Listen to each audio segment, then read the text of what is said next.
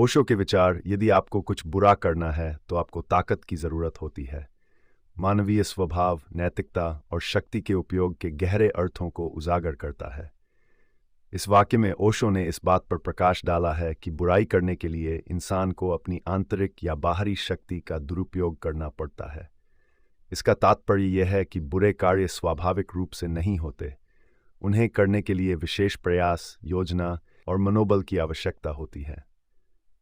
Number 1, बुराई और शक्ति का संबंध। ओशो के अनुसार बुराई एक स्वाभाविक स्थिति नहीं है।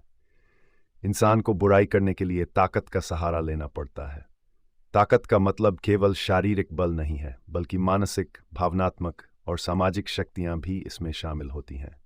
जब कोई व्यक्ति किसी गलत कार्य में लिप्त होता है तो उसे अपने भीतर की नैतिकता, सहानुभूति और करुणा को दबाना पड़ता है, जो कि एक तरह से ताकत का इस्तेमाल है। बुराई करना आसान नहीं है, क्योंकि हर इंसान के भीतर एक नैतिकता का भाव होता है जो उसे बुरे कार्यों से रोकता है। लेकिन जब व्यक्ति इस नैतिकता के खिलाफ जाता है तो उसे अपनी भावनाओं को कुचलने और अपनी संवेदनाओं को मारने के लिए शक्ति का प्रयोग करना पड़ता है। यह ताकत एक प्रकार की हिंसा है जो व्यक्ति अपने ऊपर और दूसरों के ऊपर करता है। नंबर 2, अच्छाई, स्वाभाविक और सहज। इसके विपरीत ओशो ये भी कहते हैं कि अच्छाई स्वाभाविक होती है। अच्छाई के लिए किसी विशेष प्रयास या ताकत की आवश्यकता नहीं होती, क्योंकि यह हमारे स्वभाव का हिस्सा है। मनुष्य के भीतर करुणा, प्रेम और सहानुभूति के गुण स्वाभाविक रूप से होते हैं। जब आप कोई अच्छा कार्य करते हैं तो आपको इसके लिए ताकत की जरूरत नहीं पड़ती, क्योंकि यह आपके स्वाभाविक गुणों से आता है। ओशो के अनुसार अच्छाई सहजता से आती है, क्योंकि यह हमारे वास्तविक स्वभाव का हिस्सा है। इसके लिए किसी बाहरी दबाव या प्रयास की आवश्यकता नहीं होती। लेकिन बुराई के लिए व्यक्ति को अपनी सहज प्रवृत्तियों के खिलाफ जाकर ताकत का उपयोग करना पड़ता है। नंबर 3, आंतरिक संघर्ष और बुराई। ओशो ने यह भी बताया कि बुराई करने के लिए व्यक्ति के भीतर आंतरिक संघर्ष होता है। हर इंसान के भीतर अच्छाई और बुराई दोनों होती हैं, लेकिन जब कोई व्यक्ति बुराई करता है तो उसे अपनी आंतरिक अच्छाई को दबाना पड़ता है। इस दबाव को बनाए रखने के लिए व्यक्ति को मानसिक और भावनात्मक ताकत की जरूरत होती है। ओशो के अनुसार जब हम कोई बुरा कार्य करते हैं तो हमारे भीतर एक संघर्ष उत्पन्न होता है, क्योंकि हमारी आत्मा स्वाभाविक रूप से अच्छाई की ओर झुकी होती है। इस आंतरिक संघर्ष को शांत करने के लिए हमें अपनी भावनाओं को दबाना पड़ता है, जो कि एक प्रकार की मानसिक ताकत का दुरुपयोग है। नंबर 4, बुराई का आकर्षण और ताकत का दुरुपयोग। ओशो का मानना है कि बुराई का अपना एक आकर्षण होता है, लेकिन यह आकर्षण व्यक्ति को उसकी वास्तविकता से दूर ले जाता है। लोग अक्सर बुराई की ओर आकर्षित होते हैं क्योंकि यह उन्हें तत्कालिक संतोष या लाभ का वादा करती है।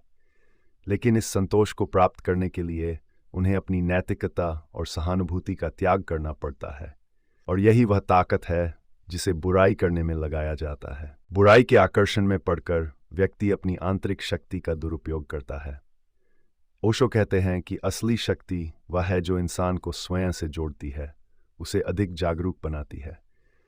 लेकिन जब व्यक्ति अपनी शक्ति का उपयोग बुराई के लिए करता है तो वह अपने वास्तविक स्वरूप से दूर हो जाता है और आत्मिक पतन की ओर बढ़ता है। नंबर 5, ताकत और अहंकार। ओशो ये भी बताते हैं कि बुराई करने के लिए ताकत की जरूरत इसलिए होती है क्योंकि यह अहंकार को पोषित करती है। अहंकार वह शक्ति है जो इंसान को खुद से बड़ा महसूस कराती है, और बुराई अक्सर इसी अहंकार के कारण की जाती है। जब व्यक्ति बुराई करता है तो वह अपने अहंकार को बढ़ाने के लिए अपनी ताकत का उपयोग करता है। ओशो के अनुसार अहंकार बुराई का मूल कारण है। जब व्यक्ति अपने अहंकार में जीने लगता है तो वह दूसरों को दबाने, चोट पहुंचाने और उनका फायदा उठाने के लिए अपनी ताकत का इस्तेमाल करता है। यह अहंकार ही व्यक्ति को बुराई की ओर धकेलता है, और इसके लिए उसे अपनी आंतरिक शक्ति का दुरुपयोग करना पड़ता है। नंबर 6, आत्मिक जागरूकता और शक्ति का सही उपयोग।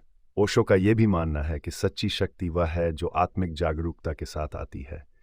जब व्यक्ति आत्मा के स्तर पर जागरूक हो जाता है तो वह अपनी ताकत का सही उपयोग करता है। वह दूसरों की भलाई के लिए अपनी शक्ति का इस्तेमाल करता है, न कि उन्हें नुकसान पहुंचाने के लिए। ओशो कहते हैं कि ध्यान और आत्म जागरूकता के माध्यम से व्यक्ति अपनी असली शक्ति को पहचान सकता है। ये शक्ति नकारात्मकता और बुराई से दूर होती है और यह व्यक्ति को सच्चे अर्थों में मुक्त करती है। आत्मजागरूकता के साथ व्यक्ति अपनी ताकत को सही दिशा में इस्तेमाल करता है और बुराई से बचता है।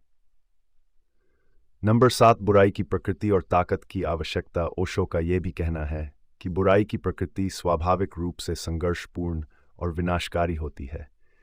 इसे बनाए रखने के लिए लगातार प्रयास और शक्ति की आवश्यकता होती है।